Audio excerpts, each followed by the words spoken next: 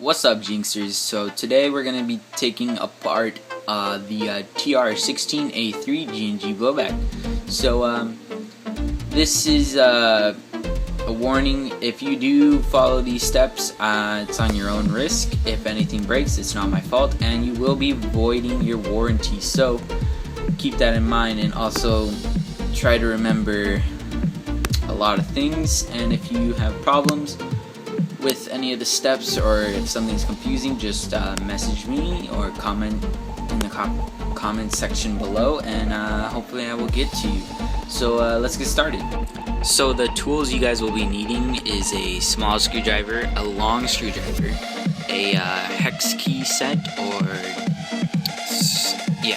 a flathead, and maybe a pair of pliers and a flashlight if you really need it. Alright, so the first step I like to do is remove the top from the lower receivers. So, alright, so there's this little screw, and just take a screwdriver and you just hammer it. Okay, now once you guys take out the little bolt, mine is broken, so mine comes all the way out, but don't force it out. It's on a spring and a little metal piece. But what you guys are going to want to do is pull this and just pull the handguard, and you can remove it. Now once it's like this, there's going to be the charging handle and a spring, so you guys are going to want to set those to the side. And this is the pneumatic blowback for the G&G. So once you get that, you can set this aside. And second step, what we're going to do is removing two of the main parts. So you're going to be removing this bolt catch. On the Tr16 A3, this is functional. It just pushes a little thing to hold this, and there you go.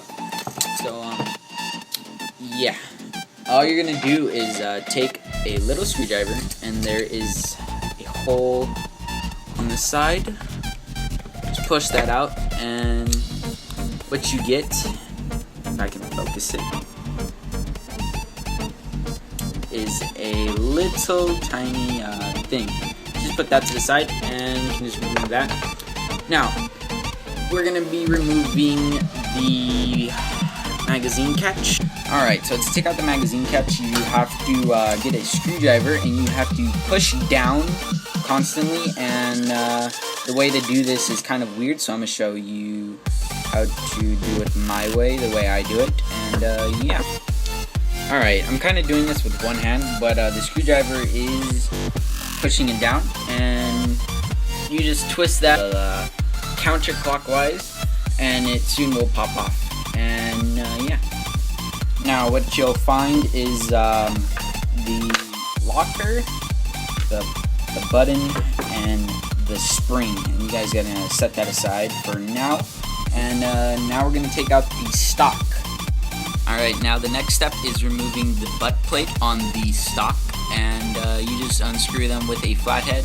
Now keep in mind, this will come off with it, so put that in a safe place. It's for the sling attachment. Alright, so next is to unscrew that screw all the way in the midpoint of the stock. You're going to want a long Phillips screwdriver. If you don't have one, just use a normal size and use a wrench to turn. It might be a little harder, but once you get past the hard part, it's quite easy to unscrew. Alright, when you're taking out the stock, keep in mind that when you're pulling it out, that this part where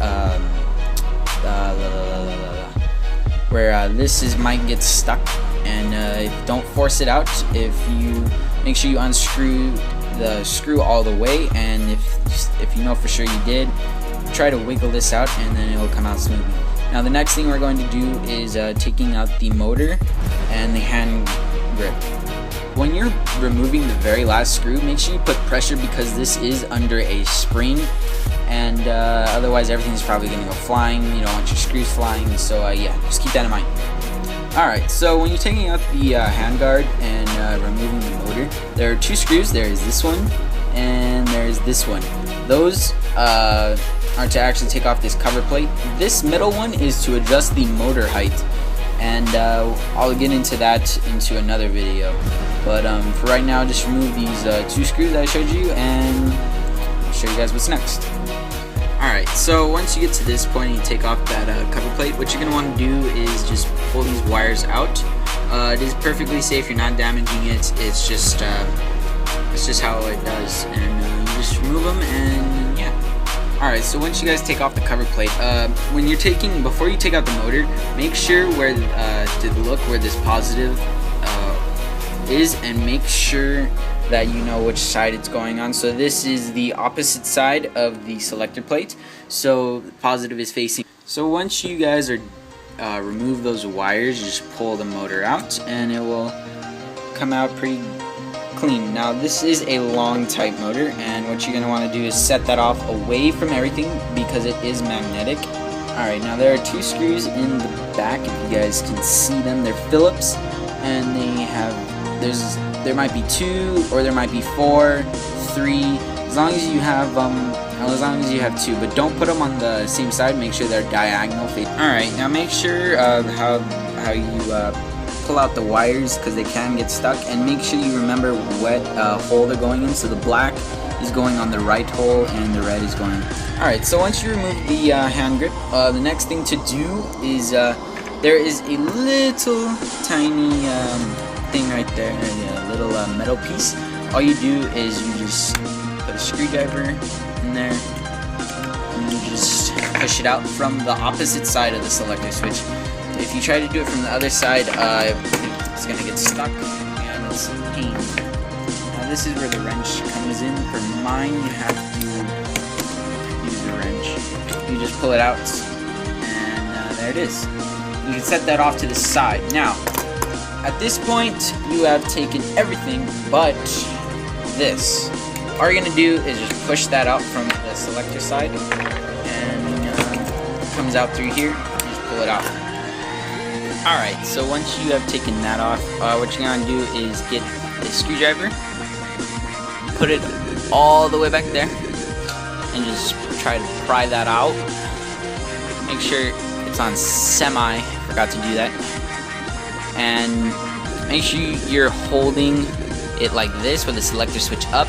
The reason because of that is on the other side, this is connected to the selector switch on a different axle, on the same axle, my bad. And so put your finger on it and you just try to not pry, but smoothly take that out. Alright, now what you're gonna end up with is, whoops, you can put the lower receiver. You're gonna get this extra thing, so that goes on the opposite side of the selector switch. So put that to the side, and what you're gonna do now is take your flathead and try to undertuck this metal thing, if I can get it. Alright, and then on the other side, what's gonna come out are these 2 things. Now, I'm gonna teach you guys how to put that back on, and this is how you take apart the gearbox from the lower receiver, and you guys can do your maintenance or whatever you guys want on it. To take out the pneumatic blowback, I'll be doing that in a different video, so hopefully you guys stay tuned. Click that subscribe button if you haven't already, and yeah, thanks for watching. Jinx out.